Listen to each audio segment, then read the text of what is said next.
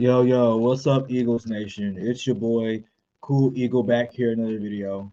Um, Coming at you at a real inconvenient time. Well, not inconvenient because it's very convenient for me to talk to you guys. I love you guys when I do this, but a very sad time right now. Now outside this calm demeanor that you see right now, inside I'm seething because I got to confirm with myself and many others in this Eagles fan base that the Philadelphia Eagles this year, the 2023-2024 Philadelphia Eagles, are frauds. These dudes is frauds.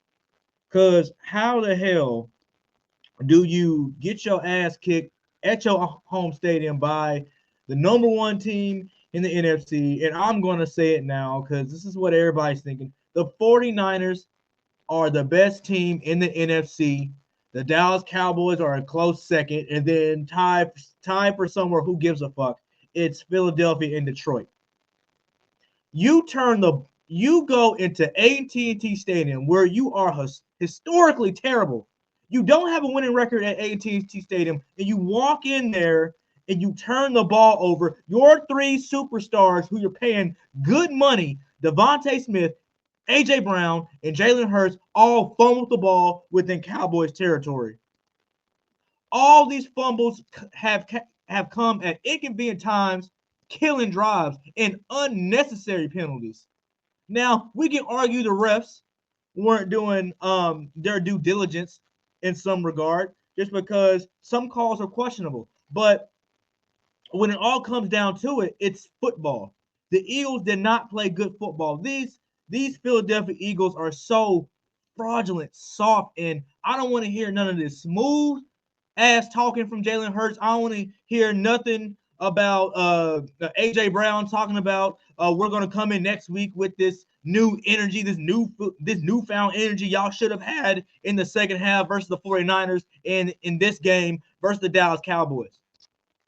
Now, I obviously be a little bit more upset, but we're a 10-3 football team. We're a 10-3 football team who still has a chance to control their destiny, not only within their division, but within this NFC conference. Because now you got the Niners at 10-3, Cowboys at 10-3, Eagles at 10-3. Now, out of those teams, the Eagles are obviously the worst team right now at this point. Because we can talk about how the Eagles beat the Cowboys in the first go round when it really didn't matter.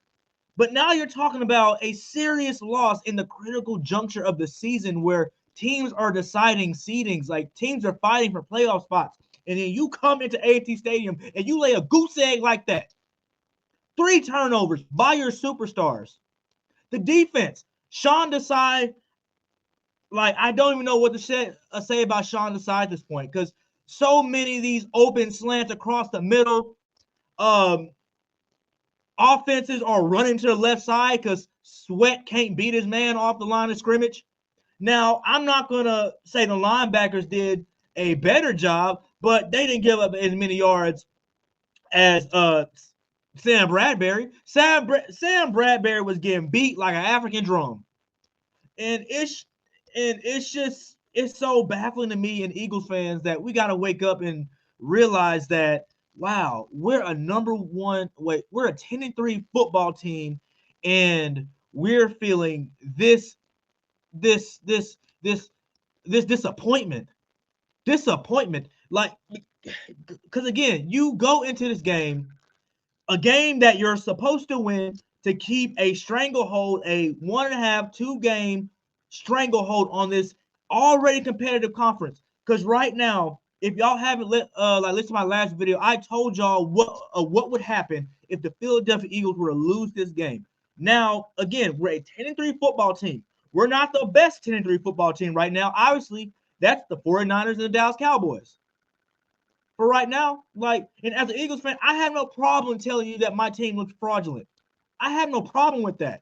I'm not gonna gallivant on Twitter and beat the drum like, you know what I'm saying, like we got some moral victory. Because we didn't. Jalen Hurts fumbled in Cowboys territory. AJ Brown fumbled in Cowboys territory. Devontae Smith fumbled in Cowboys territory. AJ Brown had a crucial drop that probably would have got us in the red zone in the first quarter. Devontae Smith dropped a a dart by Jalen Hurts into the end zone. He dropped it. Devontae Smith dropped it. So if you're telling me collectively our superstars aren't showing up, and the defense is already giving up consecutive points on 12 straight drives, whether touchdown or field goal. Now, mind you, the defense, I will say, they did a better job in the second half as they only gave up 9 points. The defense was able to get a scoop and score, just because the offense wasn't doing shit. Like, we didn't get a single offensive touchdown. You know how embarrassing that is? Like, you have all this talent. You have an MVP candidate. You have the best offensive line in football, and you can't get the ball in the red zone. And I'm just beside myself right now because I look at these other teams in the like in football. Like, I looked at how Seattle played San Francisco up until the third quarter, where like they just gave the game up, and obviously because you got Drew Lock and Geno Smith is a last minute out for the game, and I asked myself, why can't the Eagles play this style of football? Now I'm asking myself, you have Darius Slade, an all-pro. You got James Bradbury, an all-pro. You got Shaq Leonard, a 3-time all-pro. You got Zach Cunningham, tackling leader on this team. You got Kevin Byard, an all-pro. You got Reed Blankenship, a up-and-coming superstar at his position, and you can't get it done. You have a premier defensive line. You know what I'm saying? And you can't get to the quarterback to cause no smoke. Like, man, like they didn't give that no smoke. They didn't give that no smoke. And if Fletcher Cox wouldn't have got that scooper score like with Jalen Carter, this game could have been way worse. Like, we're talking about 33-6. Like, you're talking about a team that routinely puts up 30 on teams. A team last year that was having to sit out second halves because they were blowing out teams 24-0. And now you got this team coming in this year looking like the 2022 Minnesota Vikings, winning close games. Like, your point differential is like in the single digits. The Cowboys at home have a 133 point differential. Probably got them 153 after tonight because we lost 33-13. We lost by 4 points. I'm sorry, 20 points. You cannot call yourself a contender and come out there and lay a goose egg like that. You can't do that. Tom Brady's not coming out and laying goose eggs like that when his conference #1 seed is on the line. Great quarterbacks are not doing it. Great defenses are not doing that. But you got the Philadelphia Eagles back-to-back weeks coming in, not just at home, but you're going into an A&T Stadium where you're already like the anti-betting favorite, like for Vegas, and you come out and you have a chance to win that game. And we can make an argument that the Eagles lost that game more than the Cowboys won it. Because if you look at the amount of drop balls and fumbles by our superstars that kill potential scoring drives, like, we could have kept that game close, but we didn't. This team is fraudulent. This is the most fraudulent. No, you know what? Like, I'm not gonna say most fraudulent, like 10-3 team, because I'm gonna look at the Minnesota Vikings last year. Like, they're pretty fraudulent. At least we made it to the Super Bowl. But man, this team, man, I don't want to hear no smooth ass talking from Jalen Hurts. I don't want to hear no inspirational quote. I don't want to hear from AJ Brown talking about I'm not getting up targets. This team will have a different energy next week, when you should have had that energy in the second half versus the 49ers in this game coming up. Now I'm saying I got people blowing up my phone talking about, oh my God, Eagles suck. Oh my God, y'all got blown out. Oh my God, y'all are done. Y'all see this done. We're a 10-3 football team. Yes. Okay. I will come on here and tell y'all the Philadelphia Eagles are the most fraudulent team in the NFC right now, because you're 10-3. You're 10-3, and you lose games that you clearly could have kept close. And but you come out and you lay a goose egg. Your stars turn the ball over. Your stars are getting unnecessary penalties. You got a false start by Lane Johnson, and then backdoor you get another false start by Jordan Mailata. Now, I'm not saying this offensive line did bad, because we didn't give up a lot of sacks. Now, mind you, we gave up a lot of pressures that took Jalen off his mark. You know what I'm saying? And credit to the Dallas defense for that. You know what I'm saying? Like, they're a good team, and And if you want to talk about the MVP conversation right now, man, the MVP conversation is between Dak Prescott and Brock Purdy. The MVP conversation right now is between Dak Prescott and Brock Purdy. Jalen Hurts, look. I mean, I understand. Jalen Hurts might be a victim of a bad coaching or whatever the case may be. Because if you really watch the game without bias, Jalen Hurts was throwing dots to these guys in the first quarter. He threw a catchable ball to AJ Brown, and he let the ball just hit his hands and hit the ground. He's still in bounds. If he catches that ball, you're at the 5-yard line, and you're going to like more times than not score, barring any stupid offensive play calling by Brian Johnson. And I'm gonna go ahead and throw Nick Sirianni in there because this is your offense. Brian Johnson is just the offensive coordinator. He's not an offensive maker. You give him a set of plays, and he goes off that and coordinates an offense that is cohesive with the strength of this football team to score points.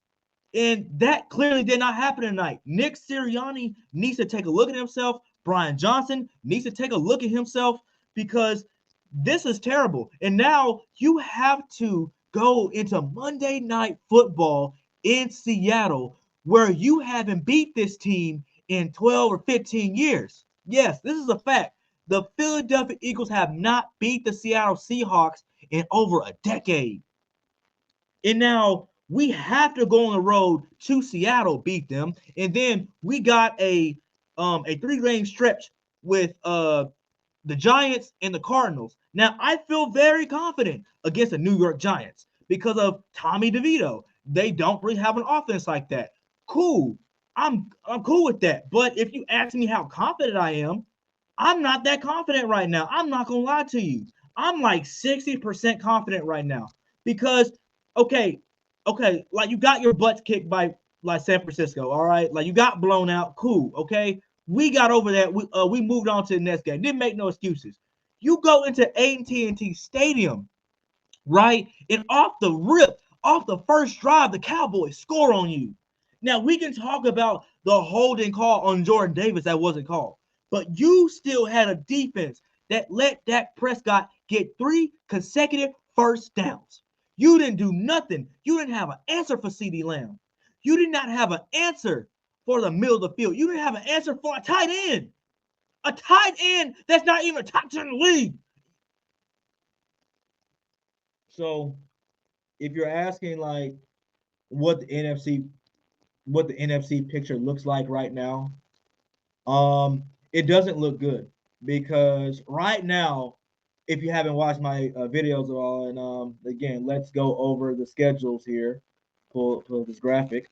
Oh, actually, not this one. It's the other one. Sorry. And again, I thank you guys for watching. Seriously, I'm sorry if I'm not looking at the comments. I'm taking a look at the comments. Okay, let's see. Nightings, I'm done with optimism. Time to panic. Yes, I do agree with that. We may lead the division, but playing like this come playoff time will not. No, exactly. Like the way we're playing, Nightings, we look like the last year's Minnesota Vikings, and whoever comes out the NFC South, we're probably going to lose to them just because like this defense can't stop a nosebleed. So Nightings is like we defended Desai a lot, and he picked it up somewhat in the second half. But wow, so poorly coached. I agree. On both sides of the ball, it's poor coaching. Why isn't the run more enforced? But I will say this: we did run the ball more. It's just the turnovers, man. You got 3 turnovers by your superstars, and I'm starting to think that we forgot about the turnover with DeAndre Swift because there ain't no way. Like you just can't win a game like that. Like you can't call yourself a contender in the NFC if you come and lay a goose egg like that back to back. You just can't do it. Now I know the 49ers had a 3-game stretch where they were losing, but they primarily lost that, like the AFC, like they took that beating to Cleveland. Right? They took that beating to Minnesota, and I can't think the other team they lost to But yeah, the 49ers also went on a 3-game losing streak, and look how they're looking now. But the difference with the 49ers and us right now, they lost at a juncture of the season where it didn't really matter. The Eagles are losing consecutive games in weeks 13 and 14. Like, like you can't do that. Like, it'd be so different if we lost 5 weeks, 5, 6, and 7, okay, and we bounce it back and we're here where we are right now. But you're talking about the critical part of the season where you're fighting for playoff spots. You come in here and you let goose egg. Okay, well, let me go in these comments. 49ers have the tiebreaker too. I'm done with hope. We have come to our senses and realized this team isn't ready. It is going to be the norm. I agree with that. If Sean Desai and Brian Johnson, if they're going to continue calling games like this, and Nick Sirianni not, you know what I'm saying, like keeping his players accountable, not putting his players in the right position to succeed. You know what I'm saying? If we're going to keep having Jalen Hurts in these smooth nigga ass press conferences, and I'm sorry for my language, but again, I'm just seething internally. I'm trying, and I'm doing my best. I'm doing my absolute best to keep together, because this is just freaking ridiculous. You know what I'm saying? Like, I don't want to hear no more smooth talk from Jalen right now. Like, I really don't. And that's my dog. You know what I'm saying? Texas boys stand up. But Ears to the Street, hey man, y'all go subscribe to my dog, Ears to the Street TV, man. Like, he has a really good, successful gaming channel. And then he also talks about sports and news. We're gonna have a collab soon, guys. And I promise you that you're gonna love this guy, man. You know what I'm saying, a real cool dude, Tampa Bay fan. So yeah, so shout out Ears to Streets TV. Nightings, what pisses me off the most is that it's literally the same problem for weeks, always shooting themselves in the foot. I agree. Jalen Hurts making costly turnovers, whether it be an interception or a fumble. Right now, he's having career highs. I think he's at 10 interceptions and like 6 fumbles, both career highs. Something that is very uncharacteristic of Jalen Hurts.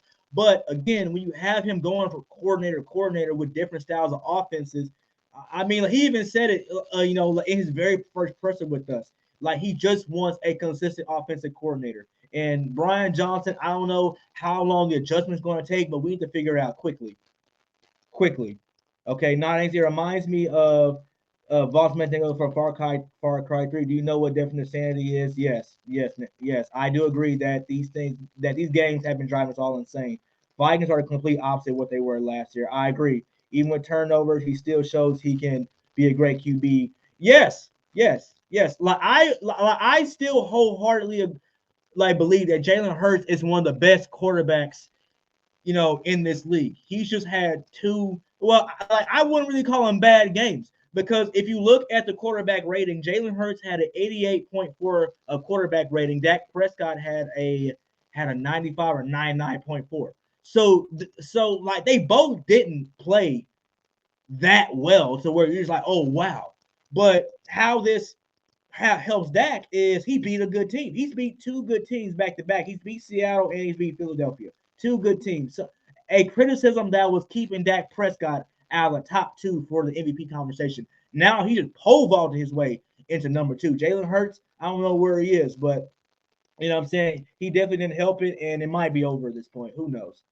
Um, this reading the defense thing could always be a scheme, too complicated and stuff like that. Like, you never know. Like, yeah, nodding. Like, I agree with that. I definitely agree with that. But like, let's get to the schedule here, right? Because now that we took this L to the Cowboys, now we have a 4-game stretch where we have to win out. We literally have no choice but to win out from here. Right? So we're 10-3. We lost to the Cowboys. We got to go on the road into Seattle, a team that we haven't beaten over a decade, right?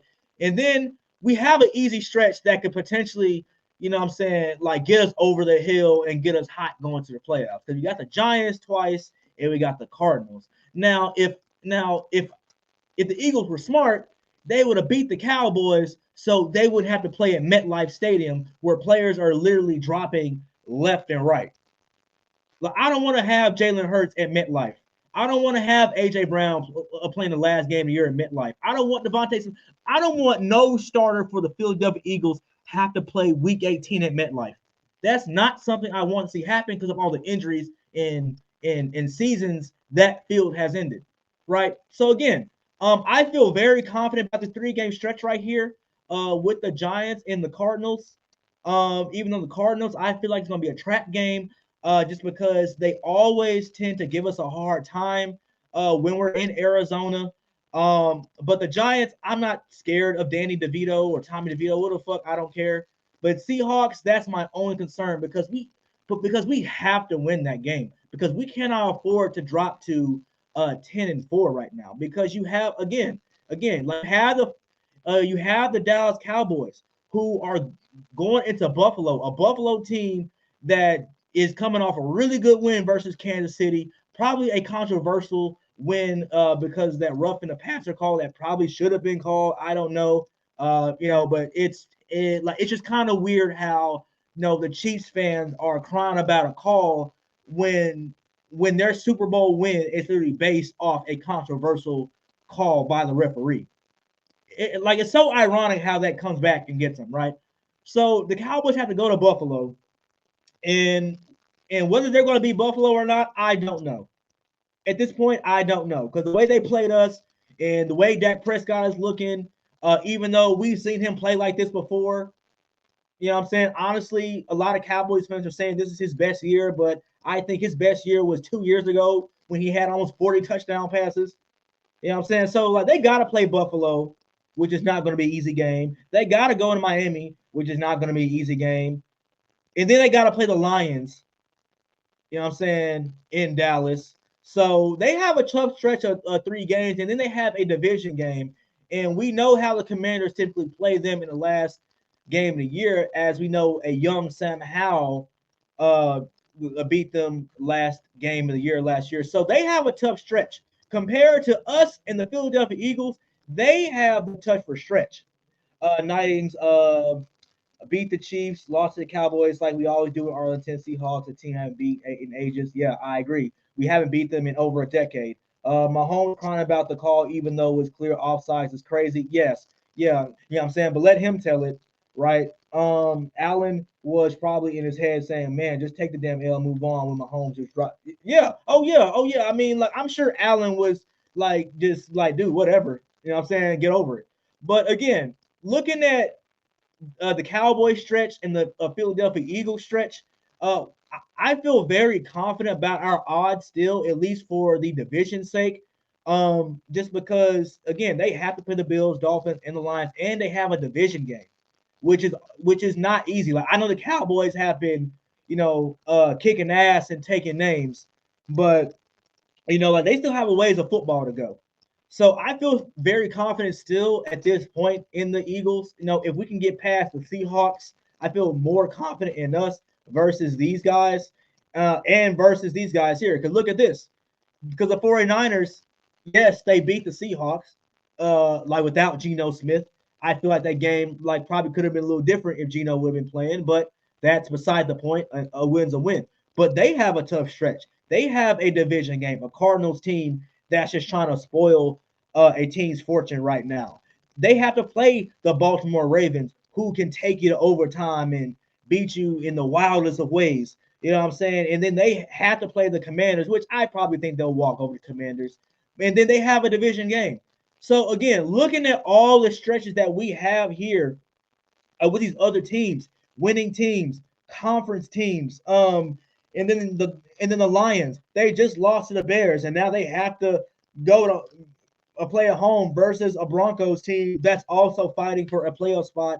In the AFC coming off that win versus the LA Chargers, so they have a tough stretch. The division game, AFC contender, division game. Dallas Cowboys, who were, that's going to be a tough game. And then they have a division game to end the season. So if you're asking me still how confident I am as far as the division is concerned, I'm pretty confident. I'm not going to sit here and lie to you and say that the Eagles season is done. And again, you're probably going to hear a lot of those narratives this week from the media, asking a lot of tough questions that they'll ask you as the viewer, but they won't ever ask the players who are actually in the game and the coaches who are coordinating this madness, right? So you as a sports fan are going to hear a lot of narratives about the Philadelphia Eagles, but I want to tell you right now, the Philadelphia Eagles season is not done yet. We're not done yet because compared to the other top teams in the NFC in their last 4 game stretches, I like ours better than theirs. Because once we get past the Seahawks, we just got to deal with the Giants twice. And we got to deal with the Cardinals. And again, I'm not saying the Cardinals is going to be an easy game because, again, if you're an Eagles fan, you probably still have nightmares about 2008. If you know, you know. You know what I'm saying? So I'm not going to sleep on the Cardinals, but if we can somehow get past the Seahawks, I'll feel a lot better going into the playoffs knowing that we have this, like have these giddy up 3 games after that. You know what I'm saying? So I'm curious to hear you guys' thoughts in the comments for real. Again, thank you guys for tuning in and watching. And sorry for that terrible performance. This fraudulent Philadelphia Eagles team put on display for you guys. I'm sure you guys could have found, better things to do at your time. Probably could have, like caught up on a book. Probably could have got ready for tax season or some other stuff. But that was a terrible performance that we put on display. And I'm not even excited about hearing the press conferences. I'm sure they've already passed. Jalen Hurts probably said some smooth nigga quote that nobody probably gives a fuck about because in Philadelphia, most of those guys are blue collar workers who don't have time for that. You know what I'm saying? All that smooth talking and quoting from Maya Angelou, man, that right there is not going to work.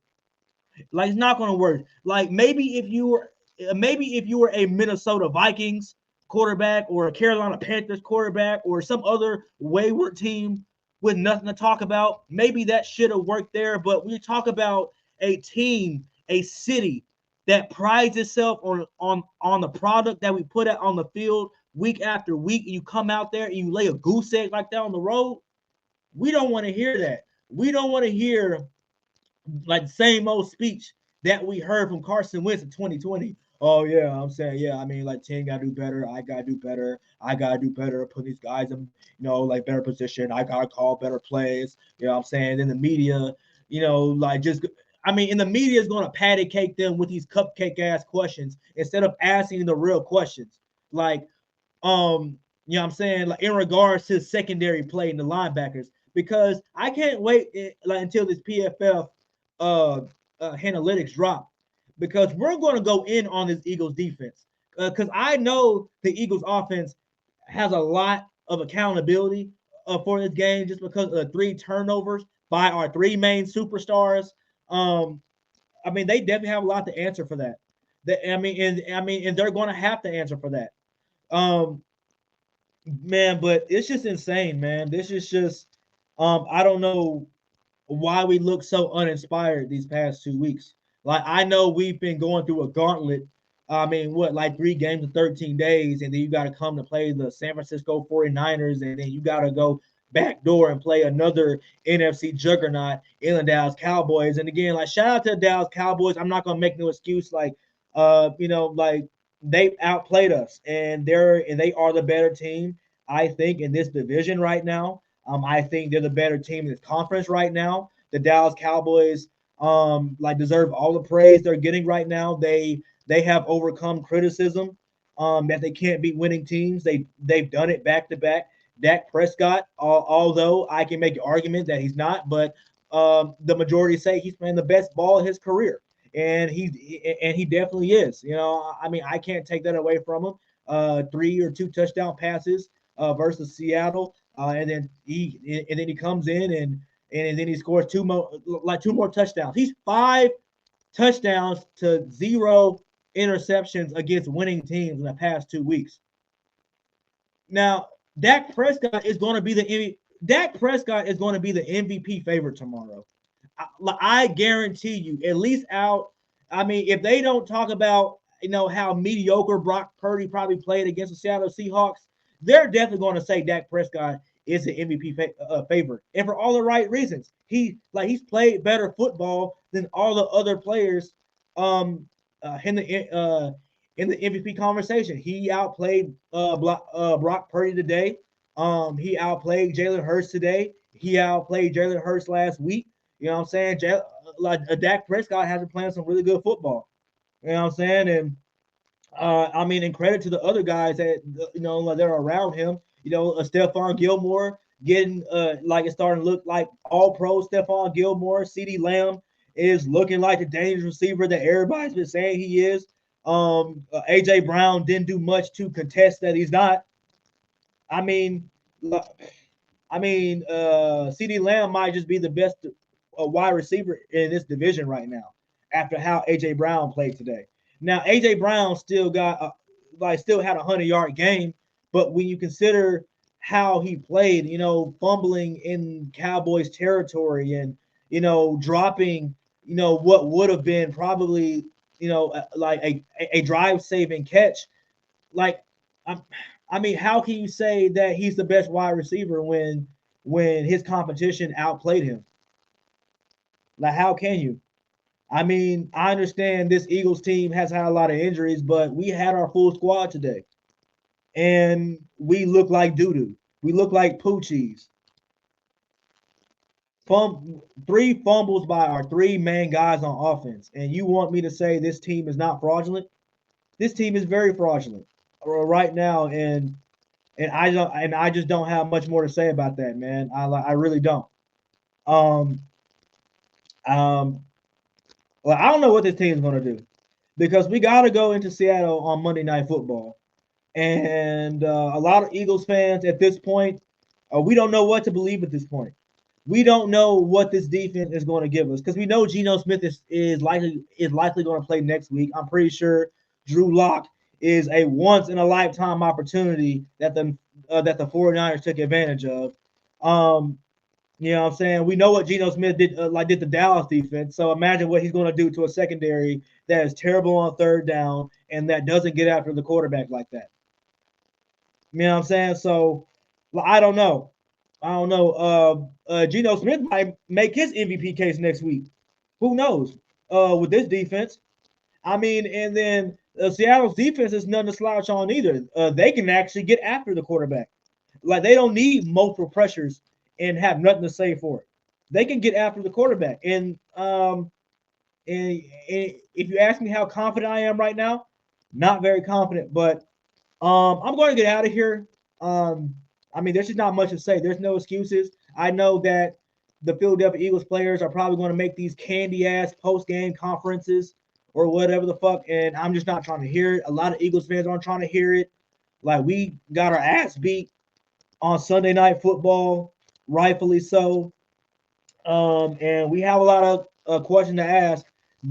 This Philadelphia media, if they don't tear us a new ass this week, if they don't tear us a new ass today, they're definitely gonna do it all week. We're definitely gonna hear it tomorrow from Skip Bayless. We're definitely gonna hear it from Nick Wright, even though his team really can't say shit because they took back-to-back losses to the Green Bay Packers and now the Buffalo Bills. So, I mean, he can't talk. But a lot of the other sports shows, like you're gonna have David Carr banging the drum on starting Marcus Mariota over an all-pro quarterback like Jalen Hurts, man. Like we're gonna hear it all week. So y'all just get ready for that. But your boy Cool Eagle is gonna be here to tell you the truth and not some fabricated biased lies. Cause that's what we don't have time for. I got a job, y'all got a job tomorrow. Got the millions of people in Philadelphia got shit to do tomorrow. So like, I'm not gonna sit here and and come on camera and lie to y'all. This team is fraudulent until proven otherwise. But I thank you guys so much for tuning in. Just wanted to, man, share this live reaction, man. We got more content this week, so tune in, tap in, hit the like, subscribe, get this content out everywhere. Love doing this with you guys. And ain't no fly Eagles fly today. Ain't no fly Eagles fly today. The Eagles is fraudulent. But I'm out here, man.